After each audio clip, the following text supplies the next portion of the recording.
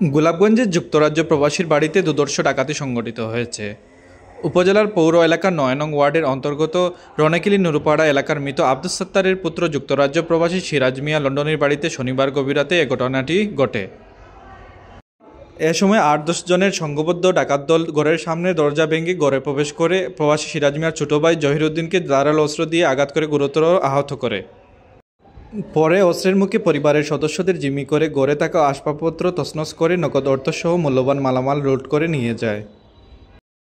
দরজা ভাঙিলে আর খালি হই শব্দ শুনি আমি আর খেয়ে খেয়ে বাদে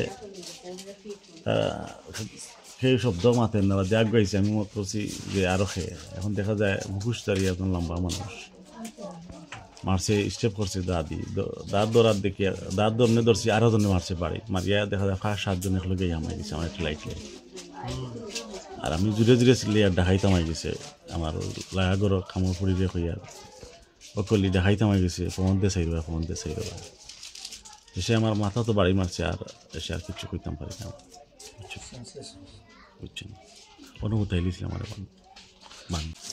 আমার তো ঠেকা নিছে বুঝছেন ঠেকা নিছে এরপরে পাউন্ড আছে ডলার আছে ইউরো আছিল ইন্ডিয়ান ইউরো যে গগু আছিল এরপরে সোনা নিছে প্রায় অনুমানিক 8 কোটি 2টা দা আছে লম্বা লম্বা আর বাকি 5 বাইন